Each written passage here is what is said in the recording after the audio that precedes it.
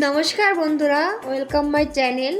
আজকে আমি বিয়ে বাড়ির স্টাইলে খাসির মাংস বাড়িতেই রান্না করে দেখাবো। তাহলে শুরু করা যাক আজকের এই রেসিপিটা।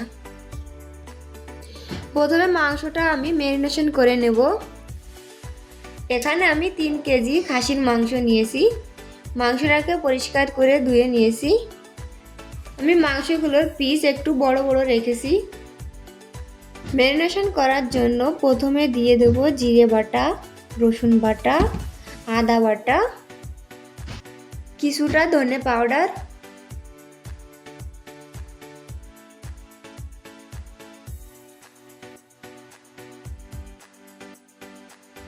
স্বাদ অনুসারে লবণ দিয়ে দেব, সাথে দিয়ে দেব হলুদ গুঁড়ো, কাঁচা লঙ্কা বাটা আর শুকনো লঙ্কার পাউডার।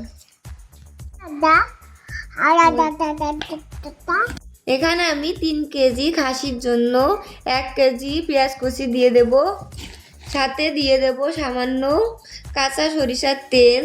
তেলটা দিয়ে ভালো করে মাংসটাকে মেখে নেব।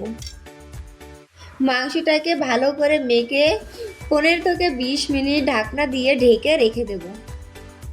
এবার একটা কড়াইতে তেল গরম করে নিয়ে 3 থেকে 4টে তেজপাতা, 8 থেকে 10টা শুকনো লঙ্কা, গোটা গরম মশলা দিয়ে ভেজে নেব।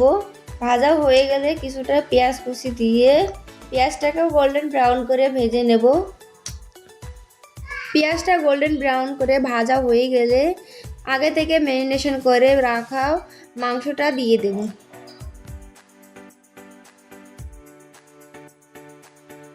এবার এর মধ্যে দিয়ে দেব 5 থেকে 6টা টমেটো কুচি। আপনারা চাইলে টমেটোর জায়গায় টক দই ব্যবহার করতে পারেন। আমার বাড়িতে টক দই ছিল না, তাই আমি টমেটো ব্যবহার করেছি। এবার চুলোটাকে মিডিয়াম হিটে রেখে মাংসটাকে বারবার নেড়ে চেড়ে ভালো করে কষিয়ে নিতে হবে।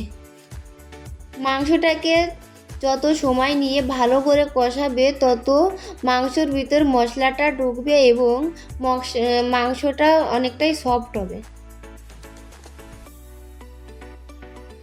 দেখুন বন্ধুরা, আমাদের মটন থেকে কত সুন্দর জল ছেড়ে দিয়েছে। এবার আরও কিছুক্ষণ মটনটাকে ভালো করে কষিয়ে নেব।